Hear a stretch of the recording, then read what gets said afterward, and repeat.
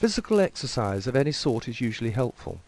Physical games, jogging, house cleaning, beating a rug, or anything like this is especially useful. Anger is a source of energy, and the energy has to be used up. Physical activity is a good way of using up that energy. Tears are another good way for some people to express anger, as crying is a positive, honest expression of feelings. Another effective way of getting rid of anger is to write a letter, saying all of the things that you would like to say to that former partner. Write it in really big letters, maybe use a piece of crayon, and write it with lots of anger.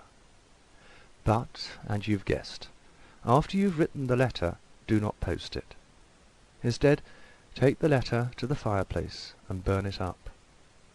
You have both expressed and symbolically burned up your anger. Here's an approach I've used often when I do individual sessions with people.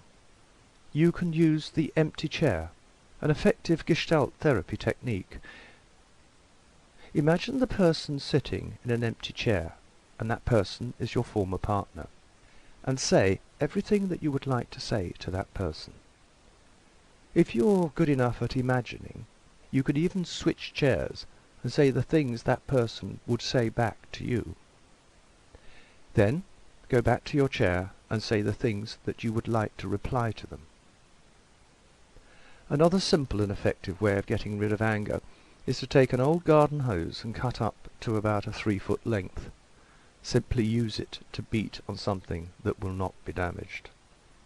Incidentally, some people will not be able to express their anger because of a need to keep such anger close to them, like a companion.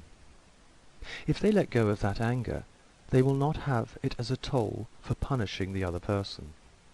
So, there, yes, you've guessed, there's some sort of payoff or reward for keeping the anger.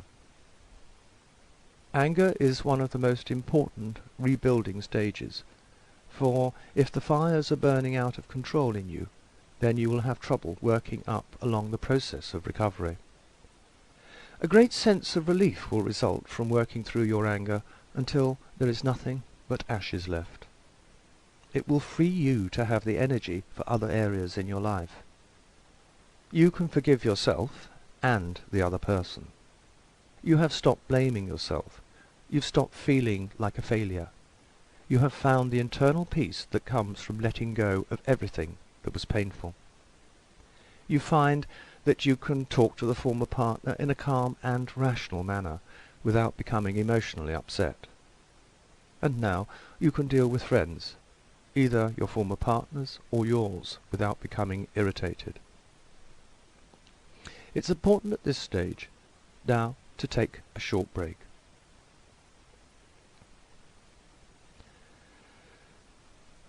Have you ever thought about how appropriate it is to feel very angry when a relationship ends? What, you may ask, is appropriate anger? Anger that is related to the present situation. Let me explain.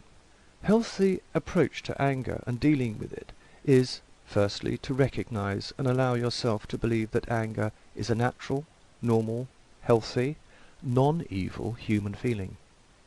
Everyone feels it. We just don't all express it. So basically, you needn't fear your anger. Secondly, remember you are responsible for your own feelings. You get angry at what happened. The other person didn't make you angry. Remember, thirdly, that anger and aggression are not the same thing. Anger can be expressed assertively. Fourthly, get to know yourself so that you recognize those events and behaviors which trigger your anger. As some say, find your buttons so you'll know when they're being pushed. Fifthly, learn to relax. If you have developed the skill of relaxing yourself, learn to apply this response when your anger is first triggered. Number 6. Develop assertive methods for expressing your anger, following principles such as being spontaneous and not waiting to let anger build into resentment. Stating it directly, avoiding sarcasm and innuendo.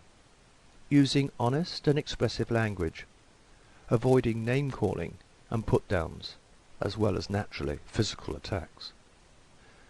7. Keep your life clear at this stage.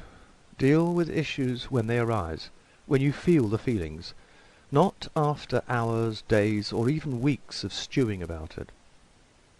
Go ahead and start to get angry, but develop positive, assertive styles for expression. Believe me, you and those around you will appreciate it. So now let's just go through our checklist before our next session. I can communicate with my former partner in a calm and rational manner. Secondly, I am comfortable seeing and talking to my former partner. I no longer feel like unloading my feelings of anger and hurt on my former partner. I have stopped hoping that my former partner is feeling as much emotional pain as I am, or as much emotional pain as I was.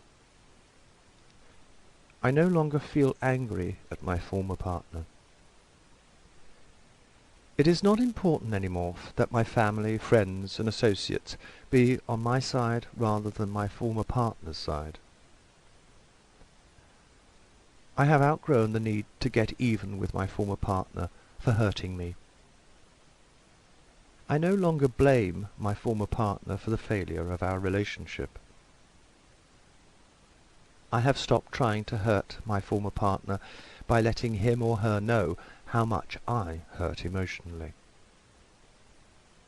I have overcome my anger, and I've begun to accept the things my former partner has been doing. I am expressing my anger in a positive manner that is not destructive to me or to those around me. I am able to admit it when I feel angry, rather than denying my angry feelings. I understand the emotional blocks that have kept me from expressing anger in a positive manner. I am able to express my anger constructively, rather than venting it inappropriately. And finally, I am reaching a stage of forgiveness, rather than remaining angry.